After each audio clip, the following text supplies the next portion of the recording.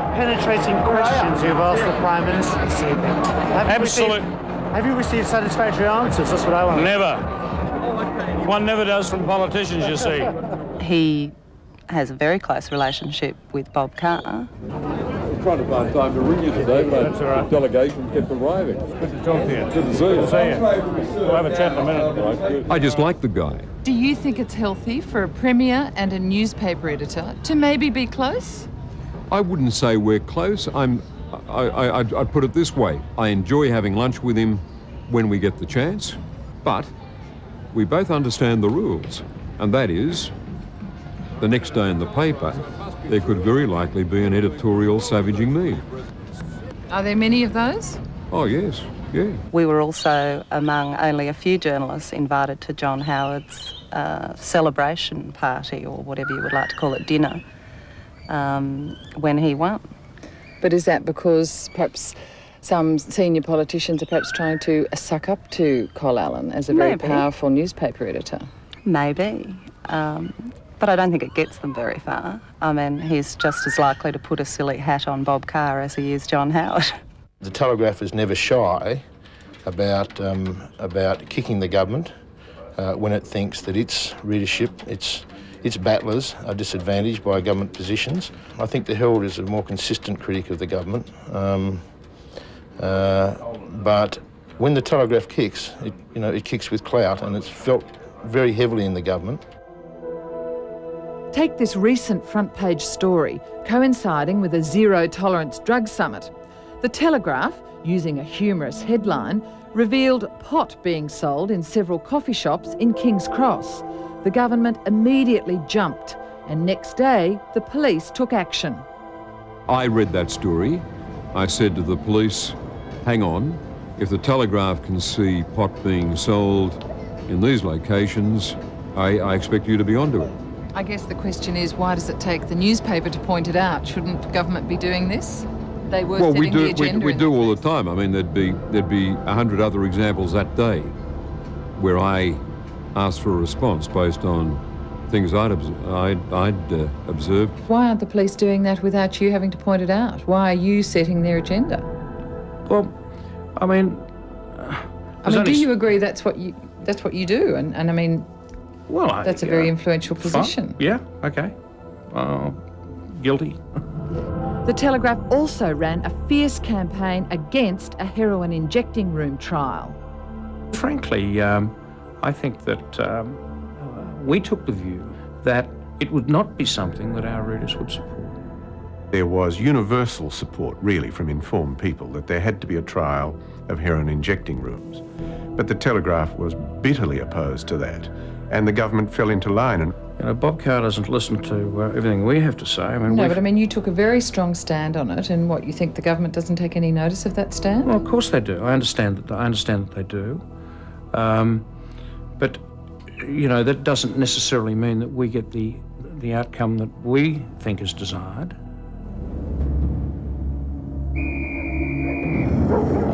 According to many observers, the Super League war over rugby league in the mid-90s was when the Telegraph left its journalism credentials at the door. The paper stands accused of putting its owners' commercial interests ahead of journalistic impartiality. How do you think Col Allan ran the telly through that Super League thing? I mean, the telly's obviously come in for a lot of criticism through that period. Well, how did he run it? He ran it as a propaganda organ for the Super League. It was a Super League news sheet.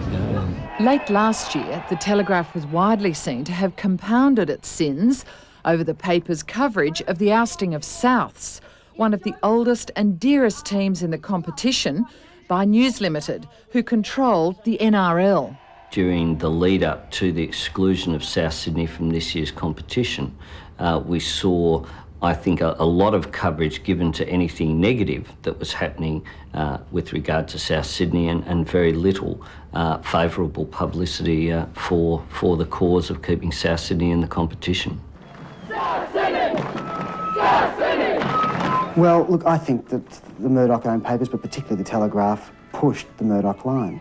They pushed the Super League line. You need go no further than the protest. I mean, you just think about it. 40,000 people in Sydney marching on a Sunday, which is a slow news day. And the Daily Telegraph, the paper that calls itself the city's newspaper, ostensibly read by South Sydney supporters, working class people, many of them, they bury the story on page 44. That should have been a page 1 story. It was a page 1 story, I have to say, in the Sydney Morning Herald. I don't speak for corporate news. I think, given our job here at the Telegraph, I think that they did make some errors, yeah. Make some errors. So would you accept that they were pushing the owner's commercial interests?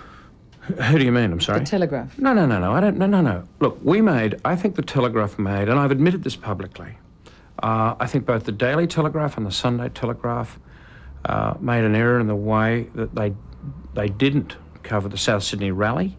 I think it was a mistake. I have accepted responsibility for that. And I'm happy to say it again. It was a mistake. What you need, I think, are the 2 headshots there like you got, and then underneath that, sort of done... If Col Allan is tough in print, he has a reputation for being equally tough to work for.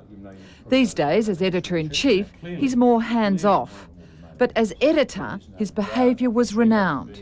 He's terrifying. I've never come across an organisation where more people are terrified and obsessed with what he's doing. Like, we'd all say, he's gone lunch. And then, where's he gone? You can all relax a bit. He is the most feared newspaper executive in the country because of the way he dresses down people in conference and he dresses down people in front of other people. He's very demanding. His wife, Sharon Bowditch, also a journalist, defends her husband's personal management style.